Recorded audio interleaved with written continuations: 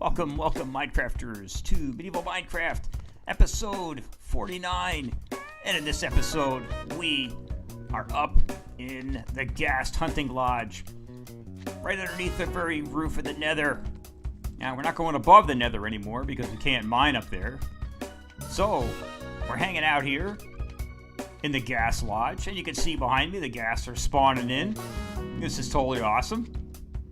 This is a great place to hang out in the game. I think the Ghasts are some of the most fun mobs in the game. It's a total blast. So let's go out and harvest up these guys. Got this cobblestone wall out here to protect us. Oh, looks like we got two of them. Holy smokes. Okay, so you can just run over and take them out. And we got a Ghast here there. That was really cool. You know, I think we're going to hang around down here and let this guy blast away at our lodge. You can see that put iron bars in there so we can see out, but the fire charges coming from the Ghasts are not doing any damage to our structure here. Oh, they hurt that pigman, though. That's kind of funny. Whoa, we're going to get taken out ourselves here. Yeah, I guess I better go over and harvest this guy up. Hey, dude. What's going on? You're looking a little upset there. A little confined, huh? Okay, well, the reason it's so cool up here to collect up ghast tears and hunt these nether mobs in this place. Wow, we got three. Let's go. Oh, we got another one spawning in right behind us here. The reason it's so cool to hunt ghast here is because it's only about 4 blocks high. And it's just enough for the ghast to spawn in. They can't move and fly around. So you can just basically walk right up to them.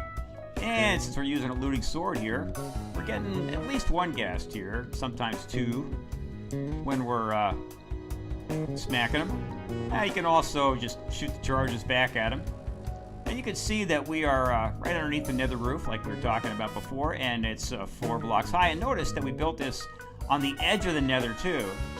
I thought that was a great way to limit the spawning of ghast and other mobs outside of this area, because certainly they can't spawn out there and they can't spawn above this. And this area up here at the very top of the nether is usually pretty thick with netherrack, so there's not many other areas that they can spawn in. I put this little thing in here to make it so that if an enderman spawns in, I can take that out. If an enderman spawns in, I can run over here, but the endermen up here don't really bother you, because if you just hit them once or twice, they seem to transport themselves up above the roof. Anyway, they don't come back. If you hit them once or twice, they're gone. I think they go above the roof. Now, this is a little, I call it my hunting blind. I hang out here when I'm AFC. Just drop my character off inside this thing and let the ghast spawn in. If I'm off around the house doing something, it doesn't take very long for a place to fill up. I think I'll cut out to a little session that I did. Be right back. So here I am. I've just been away from the keyboard for maybe a half an hour, and I got a few ghast behind me. And I had to put those bars down outside the door because the ghast can actually shoot between the bars and the door right through there. Now, you could put cobblestone around it, but I wanted to be able to see out. Oh, you just got another ghast over here, too. 3 of these guys. Holy cow. Yeah, see, it doesn't take very long for this area to fill up with nether mobs, because it's kind of it's hard for them to spawn in elsewhere. So, these guys are kind of pesky, though. Alright, oh, geez, I got 3 of them over here. Holy smokes. So we got 4 in one little session. And normally I'd line up behind the pigman, but knock them down a one-hit kill with the ghast charges. But right now there's just too many of these guys. I think I'll just take them out. And we'll see what we got. Outstanding.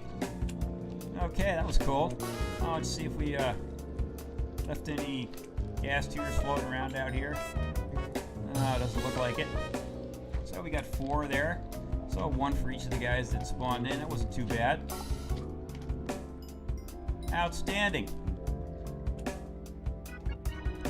Yeah, this place took me about a week to build, working maybe an hour or 2 a day. Notice that I put down cobblestone all on the floor here because you just leave the netherrack in, the whole place gets all lit up and you got to run around dodging the fire and everything. That's not too much fun. I built a cobblestone generator quite a while ago, so coming up with all the cobblestone for this basically was free. Didn't take anything at all. It's an AFC generator. If anybody's interested in that, I could do a little video on that. But I also made a rail system over here.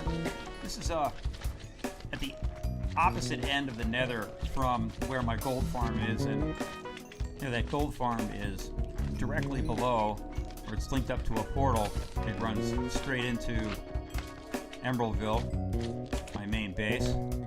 And this one here, I built this on the other side because I didn't want the two to conflict with each other.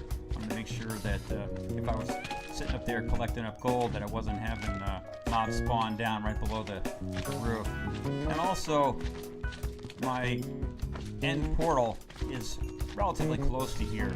So when I built the rail system out to the end portal, I just had to extend it a little ways. And then I ran into this wall here on the far side of the Nether, and was able to clean this whole area out. I just came up here with a couple of efficiency 4 picks and an anvil and some iron so I could repair those. Hey dude, well, these guys are kind of cool. They're running a little faster now, and they range on you. They don't just stand there and let you shoot at them. Kind of interesting. It's a little harder to take them out, I think, with the latest updates of the game. So yeah, I brought up the high efficiency picks, and I just blew through this place really quick. I think I only hit lava maybe 2 or 3 times in this whole area. And this area is approximately 100 long and about 25 wide and then 4 high. So it doesn't take too long if you've got a decent couple of picks. I also, when the Ghasts were starting to spawn in when I was up here working, I kind of just run back and forth on the end and let the fire charges just blast through the netherrack and actually clean it out for me. It was kind of funny. Anyway, while I've been doing this, let's go back and take a look at the little lodge that we built at the end of it. After I cleaned it out, I built this little structure down here so I could hang out and wait for the Ghasts to spawn in. Hey guys, have you guys seen any Ghasts lately? Have they been giving you a hard time? Yeah, they've been smacking you with those charges, huh? That's really bad. I'm sorry to hear that.